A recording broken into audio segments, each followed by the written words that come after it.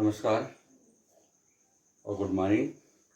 Class 10th exercise 1.1 का एक question यहाँ पर 5th वाला है, जो कि इसके पहले इसी एक्सरसाइज के पहला, दूसरा, तीसरा और चौथा क्वेश्चन पहले से मैं इसमें अपलोड कर चुका हूँ यूट्यूब में।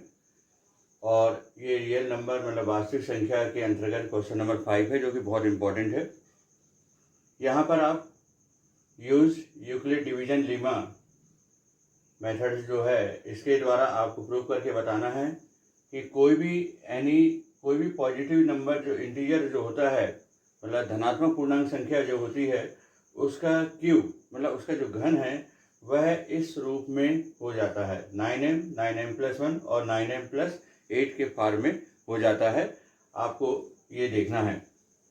तो इसका जो आंसर है, यहाँ पर पहले लेट इंटीजर्स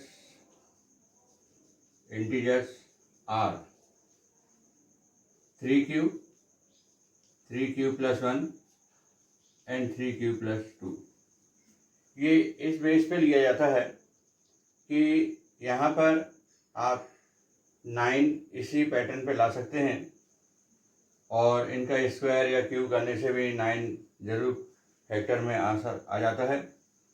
तो हमने यहाँ पर ये 3 इंटीजर्स लिए हैं, जिनका रिमाइंडर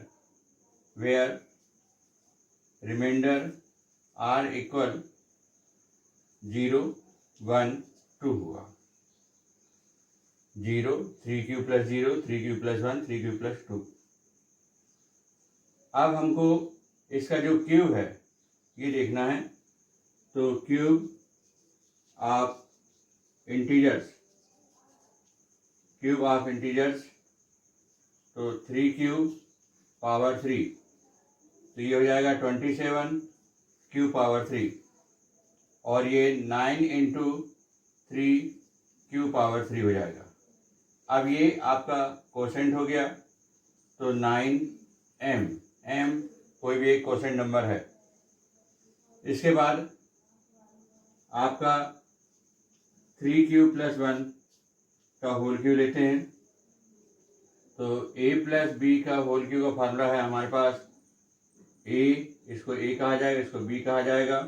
तो a³ मीन्स 3q का whole cube plus b³ means 1 का क्यूब प्लस 3a²b, तो 3q का स्क्वायर और b 1 प्लस 3a और b का स्क्वायर 1 का स्क्वायर। इस तरह से 27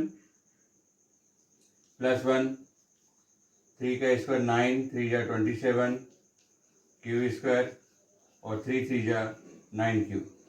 ये आपका जो फार्मूला है वो ये है a + b का whole cube equal a³ + b³ + 3a²b + 3ab²। ये फार्मूला यूज कर रहे हैं यहाँ पर। अब हम ये 27q⁴, आप देखिए कि इसमें 9 का फैक्टर ये भी है, ये भी 9 का फैक्टर, ये भी 9 का फैक्टर है। तो इसको अरेंज कर लेते हैं। पहले 27q⁴, 27q², 9q और +1, यहाँ से 9 कॉमन निकलेगा। तो 3q⁴, 3q² और यहाँ पर ओनली q +1। ये मल्टीप्लाई में है 9 के, और ये एक कोसेंट कहलाएगा। कोसेंट का फॉर्म जो है हमने सपोज कर लिया m, और ये +1। इस तरह से आपका एक फॉर्म 9m आ गया है और दूसरा फॉर्म 9m+1 के रूप में आ गया, इसका जो क्यूब है। इसके बाद आपका 3q+2 होल पावर 3, यहाँ पावर करते हैं सॉल्व। तो इसी पैटर्न से 3q⁴, फिर b का क्यूब 2⁴, 3q² 2, यहाँ पर प्लस 3 3q और ये 2 स्क्वायर। अब यहाँ पर ये 27 क्यू पावर 3। फिर इसके बाद ये देखिए 3 का स्क्वायर 9 3 जा 27 इंटू 2। 3 का स्क्वायर 9 3 जा 27 इंटू 2 54 क्यू स्क्वायर। और ये वाला भी नंबर देखिए 2 का स्क्वायर 4 3 जा 12 3 जा 36 क्यू स्क्वायर। और लास्ट में लिख दीजिए आपका ये 2 का क्यूब 8। इसमें से 9 कॉमन निकल रहा है तो 3 क्यू पावर 3 6 कॉमन निकल रहा है क्यू स्क्वायर। यहाँ 4 कॉमन निकल आपका यहाँ पर 9, यहाँ से भी 9 और यहाँ से भी 9 कॉमन निकलेगा तो ये ब्रैकेट में 6 क्यू स्क्वायर और यहाँ पर 4 क्यू आपका रहेगा नंबर में। ये देखिए यहाँ पर स्क्वायर आ रहा है और यहाँ पर ओनली क्यू 3 3 जा 9 और 4 जा 36 क्यू। तो ये आपका 9 कॉमन निकल रहा है तो यहाँ पर 4 क्यू ब्रैकेट में और ये 8 और इस तरह से 9 इंटू और ये फिर एक कोसेंट हो गया m के रूप में और प्लस 8। इस तरह से आप देख रहे हैं कि ये जो क्यूब है इंटीजर्स का वो इसी रूप में लिखा जाएगा। मतलब इट इज़ क्लियर। तो आप यहाँ पर ये लिख सकते हैं लास्ट में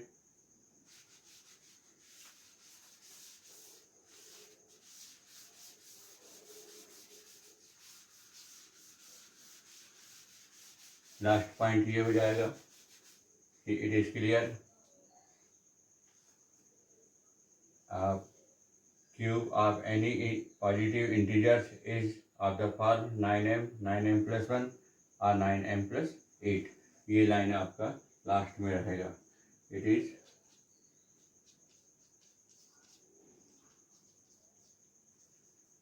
clear by Euclid division lemma that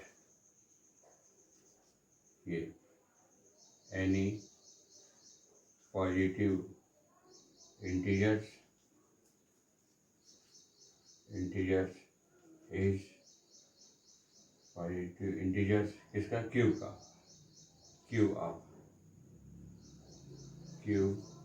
of any positive integer is of the form 9m plus 1 and 9m plus 8। ये आंसर हो जाता है इसके आगे का। इसके बाद ये लास्ट पॉइंट रहेगा आपका आंसर में। अब हमारे पास एक्सरसाइज 1.2 का प्रॉब्लम देखते हैं।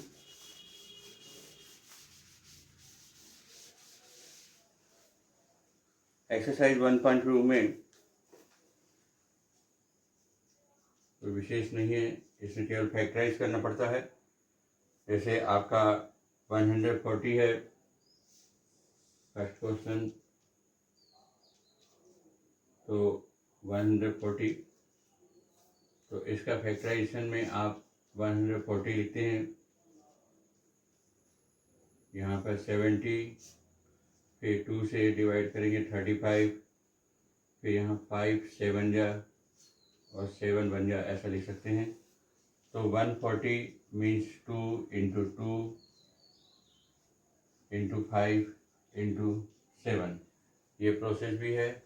या एक आपका ट्री मेथड भी होता है। 140 है तो ये ब्रेक हुआ आपका 2 और इंटू 70 फिर ये आपका 2 लिखा रहेगा मल्टीप्लाई फिर ये ब्रेक होगा 2 इंटू 35। ये नंबर आते जा रहा है 2 इंटू आपका 2 और ये फिर ब्रेक होगा 5 इंटू 7। तो ये ट्री मेथड है और ये प्राइम फैक्टराइजेशन मेथड से ये आपने सॉल्व कर लिया। इसके बाद क्वेश्चन नंबर 2 के फर्स्ट में आपको वेरीफाई करना है। Verify LCM multiply HCF equal given product of two numbers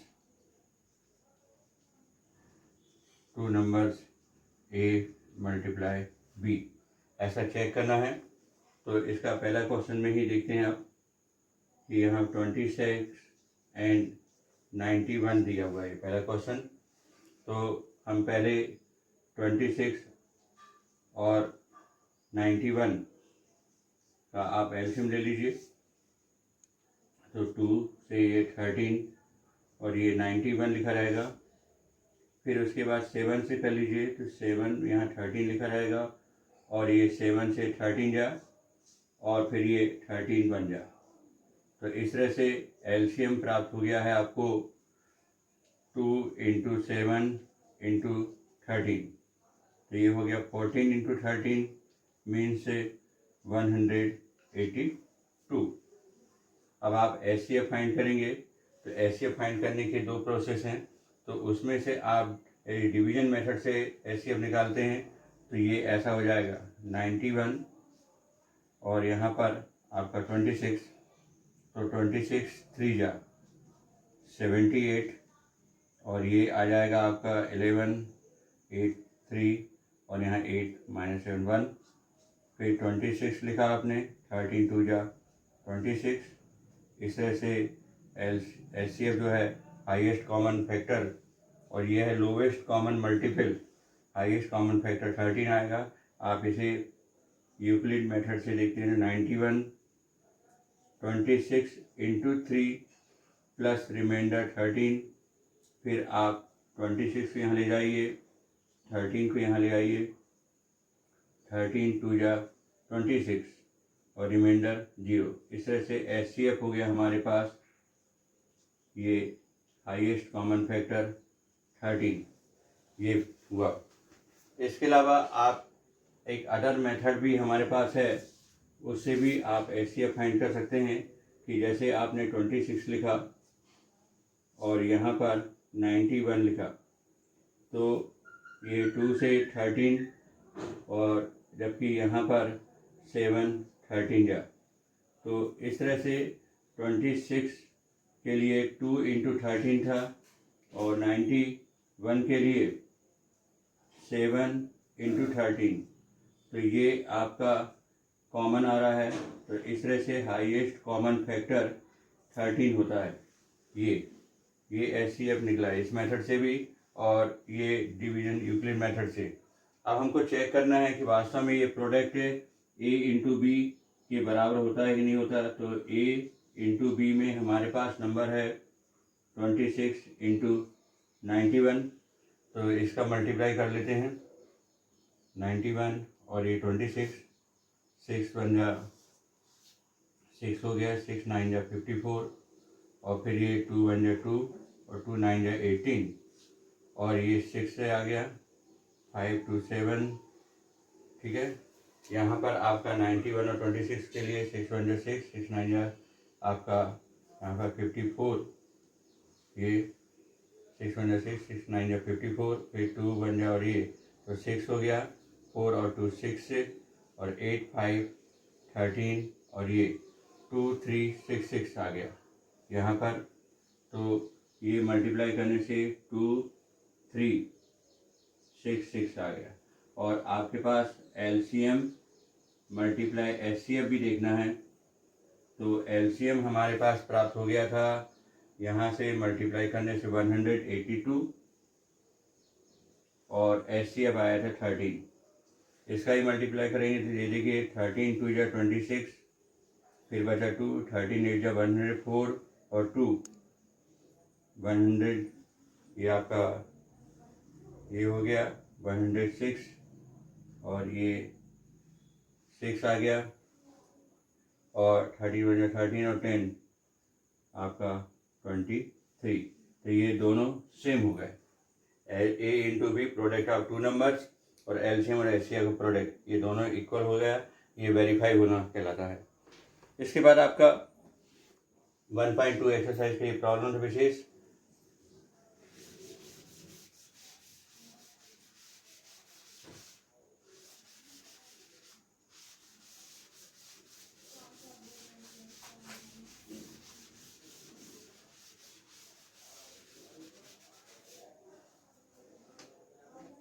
अब हमारे पास कुछ ऐसे प्रॉब्लम है जो आपकी एक्सरसाइज 1.4 एक्सरसाइज है हमारे पास 1.4। इस एक्सरसाइज में आपको ये नंबर है हमारे पास फर्स्ट वाला, इसमें 13/3125 दिया हुआ है। अब ये नंबर आपका टर्मिनेटिंग डेसिमल नंबर है या नॉन टर्मिनेटिंग डेसिमल है, ये देखना है। तो यदि आपके डिनोमिनेटर में केवल 2 या 5 या 2 और 5 दोनों के यदि फैक्टर आते हैं तो वो टर्मिनेटिंग डेसिमल नंबर है, otherwise non terminating decimal number होगा। तो और उसे कन्वर्ट भी कर सकते हैं आप, जो टर्मिनेटिंग डेसिमल नंबर है। तो जैसे मान लो आपका 3125 है, इसका फैक्टराइज करेंगे तो ये आ जाएगा आपका 5 का डिवाइड किया, फिर 5 से डिवाइड करेंगे 125, और फिर ये 5 से करेंगे 25, और ये 5 से करेंगे तो 5 5 जा और 5 1 जा। तो इस प्रकार से 13/5 पावर 5 हो रहा है। मतलब ये केवल 5 का पैटर्न में है। यदि टर्मिनेटिंग डेसिमल नंबर होता है, मतलब 7 दशमलव डेसिमल नंबर के लिए हमारे पास पैटर्न में डिनोमिनेटर जो रहता है आपका अपान वाला नंबर, ये ऊपर न्यूमिनेटर है और नीचे डिनोमिनेटर है। तो ये नंबर आपका 2 पावर m और 5 पावर n कोई भी नंबर होना चाहिए 2 और 5 के रूप में ही, तभी ये होगा। अब जैसे मान लीजिए है तो आप लिख देंगे it is terminating decimal number. अब इसको चेंज करना है तो 5 पावर 5 है तो 2 पावर 5 भी होना चाहिए। 5 पावर 5 है तो 2 पावर 5 भी होना चाहिए। तो ऊपर भी लिख देंगे 2 पावर 5, नीचे भी लिख देंगे आप। अब इससे 13 और 2 पावर 5 हो जाएगा हमारे पास 32, और जबकि 5 इंटू 2 10 पावर 5, 5 इंटू 2 10 पावर 5, और ऊपर का नंबर हो जाएगा 13 2 या 26, 13 3 या 39, और 6 आपका 45, 26 2 ये 41, और नीचे हो गया 10 पावर 5। मतलब 5 जीरो हैं तो 5 के बाद पॉइंट लगा देंगे, 1 2 3 4 5, और इस तरह से ये सॉल्व हो जाता है।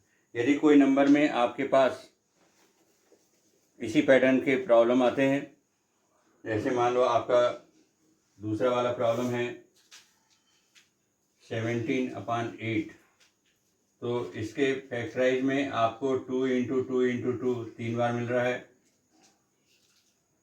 ये इस तरह से। तो 2 पावर 3 हो रहा है, तो ये भी it is terminating decimal number है, मतलब 7 दशमलव है, और इसे बदला जा सकता है। 17 2 पावर 3 है तो यहाँ पर 2 आपका 5 पावर 3 कर लीजिए ऊपर और नीचे।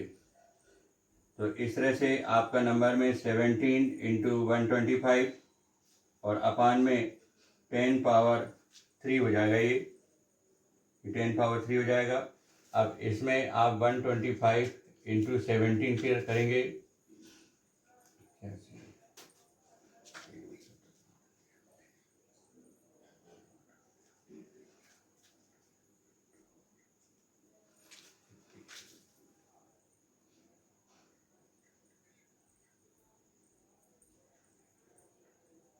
ये आपका 2.25 और नीचे 1000, और इस तरह से आ जाएगा 2.125। ये आपका टर्मिनेटिंग डेसिमल नंबर में आ जाता है। यदि आपके अपान में ऐसा कोई नंबर आ जाए जिससे यानी कि 2 5 के अलावा 3 आ जाए, 7 आ जाए, ये भी नंबर यदि आ जाते हैं तो वो नॉन टर्मिनेटिंग में कन्वर्ट हो जाता है। ठीक है, अब नेक्स्ट वीडियो में आपको अगले एक्सरसाइज मैथ्स की ही बताई जाएगी। Thank you.